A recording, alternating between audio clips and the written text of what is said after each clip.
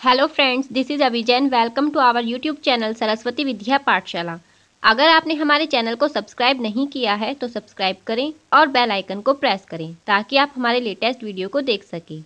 Friends, आज हम आपको 24 तीर्थंकर, जैन धर्म के 24 तीर्थंकर, उनके प्रतीक चिन्ह के बारे में हम आपको बताएंगे और बहुत ही सरल तरीके से हम आपको आज बताएंगे। तो आइए देखते हैं।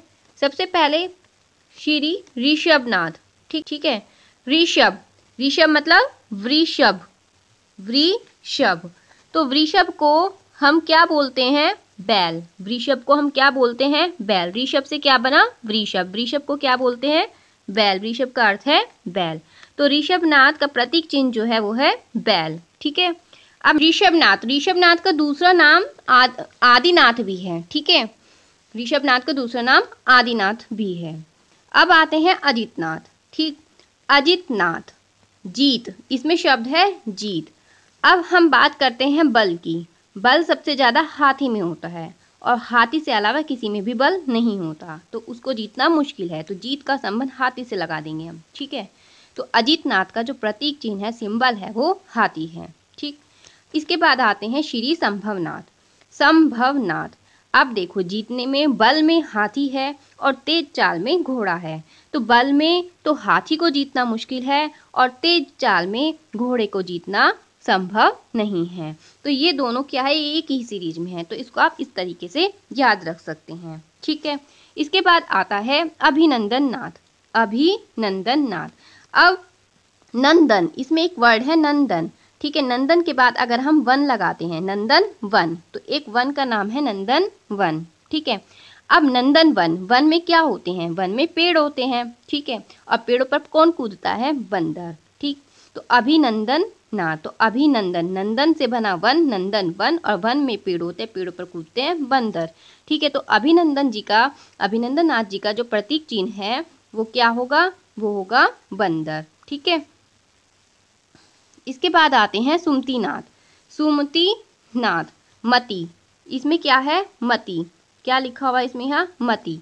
ठीक है। मति, जिसके पास मति अच्छी होती है, मतलब बुद्धि, जिसके पास अच्छी बुद्धि है, वो क्या करता है? एक ही चक्कर में, एक ही राउंड में, एक ही चक्कर में क्या कर देता है? वो एग्जाम पास कर देता है। ठीक है। ठीक। या फिर जिसकी बुद्धि अच्छी होती है वो किसी के चक्कर में नहीं आता है। तो दोनों ही इसका ट्रिक बन जाता है। तो मति का अर्थ है बुद्धि और सु मतलब अच्छी बुद्धि। जिसके पास अच्छी बुद्धि है वो एक ही चक्कर में, एक ही राउंड में, एक ही चक्कर में वो क्या कर देगा? एग्जाम क्लियर कर लेगा। तो चक्कर, चक और चकवा। ठीक है। चक्कर से बना चक और चक के बाद लगा देंगे वाह, तो क्या बन गया? चकवा। तो श्री सुमतिनाथ जी का जो प्रतीक चिन्ह है वो क्या है? चकवा। ठीक है। इसके बाद आते हैं श्री पद्मप्रभ। छठे नंबर पे हैं श्री पद्मप्रभ जी। पद्म का अर्थ आप सभी को पता ही होगा। पद्म का अर्थ होता है फूल से, कमल से। ठीक है। पद्म का अर्थ क्या है? कमल। ठीक। फिर इसके बाद आते हैं सुपार्श्वनाथ। श्री सुपार्श्वनाथ जी। तो सु मतलब सुंदर, सुंदर या अच्छा। ठीक है। सुंदर या अच्छा, तो सुंदर या अच्छा। अब जिसके पीछे, पार्श्व मने पीछे, तो जिसके पीछे अच्छे साथी हो, जिसके पीछे अच्छे साथी हो, ठीक है, उसको किसी की भी क्या है? जरूरत नहीं पड़ती, वो उसके साथ हमेशा रहते हैं। या फिर ये कह सकते हैं कि जो व्यक्ति अच्छा होता है, ठीक है, सु मने अच्छा, जो व्यक्ति अच्छा होता है उसके पीछे उसके साथी हमेशा रहते हैं। तो साथी से क्या बन गया? साथिया। साथी से क्या बन गया? साथिया। साथी से बना है साथिया। ठीक है। तो सुपार्श्व, जो इंसान अच्छा होता है उसके पीछे उसके साथी होते हैं। ठीक है। चंद्रप्रभ, चंद्र मने चंद्रमा, ये तो आपको सभी को पता होगा, चंद्र से बना है चंद्रमा। तो श्री चंद्र प्रभु स्वामी का जो प्रतीक चिन्ह है वो क्या है? चंद्रमा। ठीक है। अब इसके बाद आते हैं पुष्पदंत। ठीक। पुष्प माने फूल, और फूल कहाँ खिलता है? भाई पानी में, कीचड़ में, है ना, पानी में, कीचड़ में। ठीक। हम पानी से मतलब लगाएंगे यहाँ पर इसका। ठीक। फूल, और पानी में दांत वाला जानवर कौन सा होगा? मगरमच्छ। ठीक है। मगरमच्छ के क्या है? बड़े बड़े दांत, तो इसलिए श्री पुष्पदंत स्वामी जी का जो प्रतीक चिन्ह है वो क्या होगा? दंत, पुष्प दंत, ठीक, दंत मगरमच्छ, ठीक है। अब पुष्पदंत स्वामी जी का भगवान का जो दूसरा नाम है वो सुविधिनाथ भी है, ठीक है। अब इसके बाद आते हैं 10वें श्री शीतलनाथ जी पर, ठीक। शीतल, जब हमें गर्मी लगती है, ठीक है, तो हमें शीतलता की ज़रूरत होती है, ठंडक की ज़रूरत होती है। तो क्या होता है, हम किसी छाया का, अगर हम कहीं बाहर जा रहे हैं और धूप है तो हम कहीं खड़े हैं तो हम क्या सोचेंगे कि कहीं पेड़ मिल जाए, उसके नीचे ही बैठ जाएं, उसके नीचे खड़े हो जाएं, ठीक है। तो शीतलनाथ, शीतलनाथ का मतलब हो जाएगा शीतलता से, और उनका संबंध हो जाएगा किसी वृक्ष से, उसका नाम है कल्प वृक्ष, ठीक है। इसके बाद आते हैं श्रेयांसनाथ पर। श्रेयांसनाथ जी, ठीक है, तो श्रेय, इसमें शब्द आता है एक श्रेय, क्या आता है? श्रेय।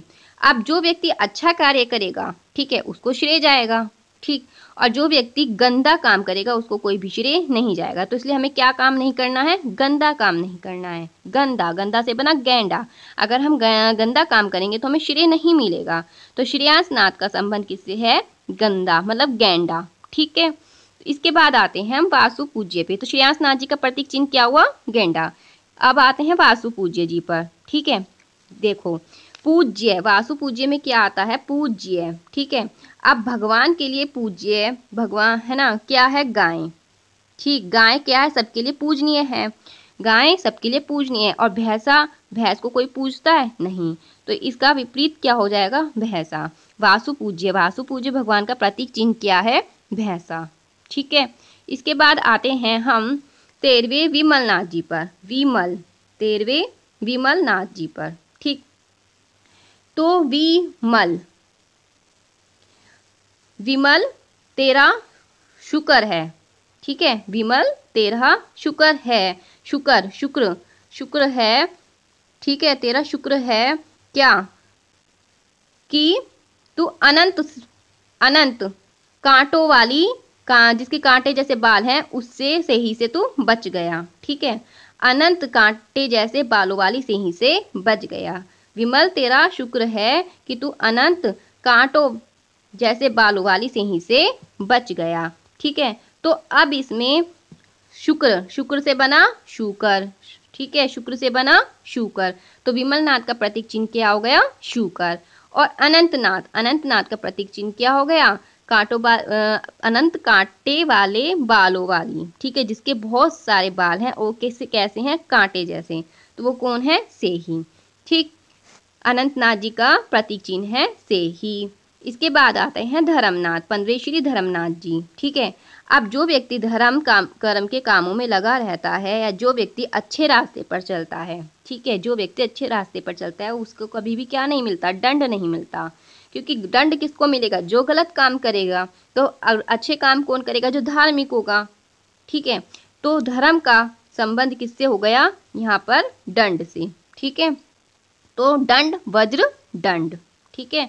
श्री धर्मनाथ जी का प्रतीक चिन्ह क्या है? वज्र, दंड। अब आते हैं श्री शांतिनाथ जी पर, ठीक है। तो अब इसमें क्या ट्रिक बनती है? शांति। देखो, अगर शांति रहेगी, अगर विश्व में शांति रहेगी तो क्या होगा? कोई किसी भी प्रकार का कोई भी रण नहीं होगा। रण मतलब युद्ध, कोई भी युद्ध नहीं होगा। तो रण से क्या बन गया? हिरण। रण से क्या बन गया? हिरण। रण से क्या बना? हिरण। तो श्री शांतिनाथ जी का प्रतीक चिन्ह क्या है? हिरण। इसके बाद आते हैं श्री कुंथुनाथ पर, ठीक है, श्री कुंथुनाथ जी। तो श्री कुंथुनाथ जी का जो प्रतीक चिन्ह है वो क्या होगा? इनका प्रतीक चिन्ह जो होगा वो होगा बकरा। श्री कुंथुनाथ जी का प्रतीक चिन्ह क्या होगा? बकरा, ठीक है। तो क्या होगा? कुंथुनाथ, ठीक है ना। तो कुंथुनाथ में कुन, कुन, कुन मतलब कौन, थू था, कौन था जो बक कर चला गया, ठीक है। कौन था जो बक बक कर चला गया? बक, बक का मतलब बोल कर चला गया, ठीक है। लेकिन हम बोलना का जो अर्थ लगाएंगे वो बक से लगाएंगे। तो बक से क्या बन गया? बकरा, ठीक है। कुंथुनाथ, बकरा। कुंथुनाथ जी का प्रतीक चिन्ह क्या है? बकरा, ठीक है। अब आते हैं अर्हनाथ जी पर। अर्हनाथ, अर्ह, अर्ह, अरे, अरे मछली को क्या है? पानी में ही रहने दो, उसको बाहर मत निकालो। तो अर्हनाथ जी का संबंध हो गया मछली से। इसके बाद आते हैं मल्लीनाथ पर। मल्ली का अर्थ हमने यहाँ लगाया मालिक से, और मालिक कौन है? भगवान। ठीक है, भगवान के आगे क्या लगता है? चढ़ते हैं कलश या रखते हैं कलश। ठीक है, भगवान के आगे क्या रखते हैं? कलश। मंदिर वगैरह में क्या रखे जाते हैं? कलश। तो मल्ली का अर्थ, मल्लीनाथ का संबंध मालिक से लगाया। मालिक भगवान होते हैं, भगवान के आगे कलश रखे जाते हैं। ठीक है, तो मल्लीनाथ जी का जो प्रतीक चिन्ह होगा वो क्या होगा? कलश होगा। इसके बाद आते हैं मुनि सुव्रत स्वामी जी पर। इनका प्रतीक चिन्ह है कछुआ। आप कैसे? मुनि जो सु माने अच्छा, व्रत मीन्स व्रत, ठीक है, उपवास वगैरह।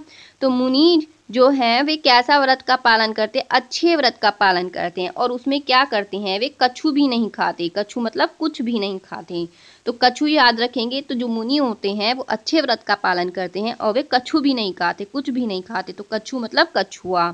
ठीक है, कछु का संबंध हमने लगाया कछुआ से। तो वे कछु भी नहीं खाते मतलब कुछ भी नहीं खाते, लेकिन हम याद क्या करेंगे? कछु। तो मुनि सुव्रत स्वामी का संबंध हो गया कछुआ से, तो उनका प्रतीक चिन्ह क्या है?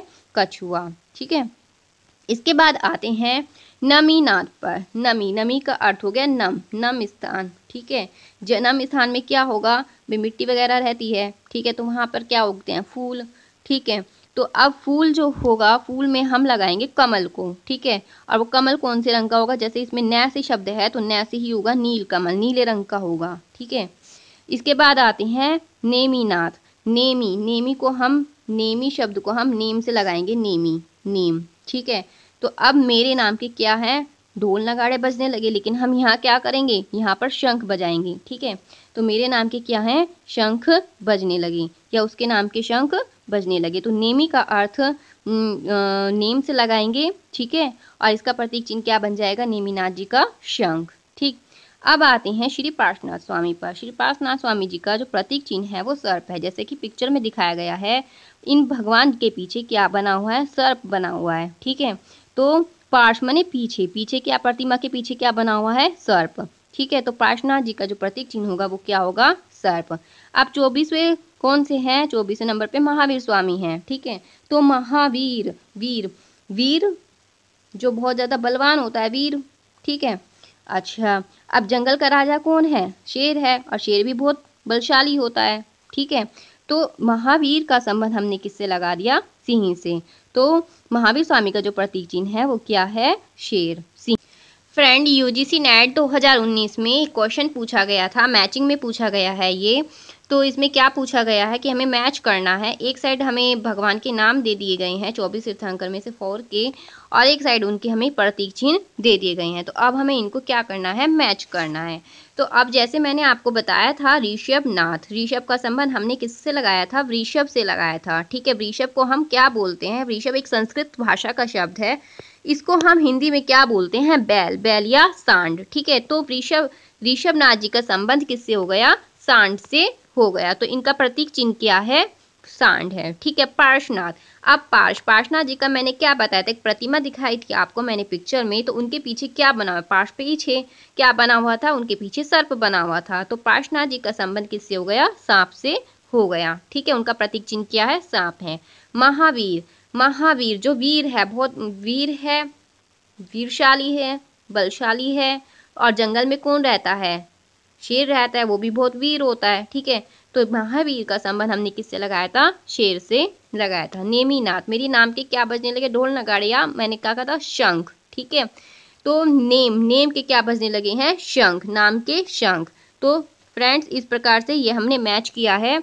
तो आई होप आपको वीडियो बहुत अच्छा लगा होगा। अगर वीडियो आपको अच्छा लगा है तो वीडियो को लाइक कीजिए, शेयर कीजिए एंड सब्सक्राइब कीजिए। Thank you very much.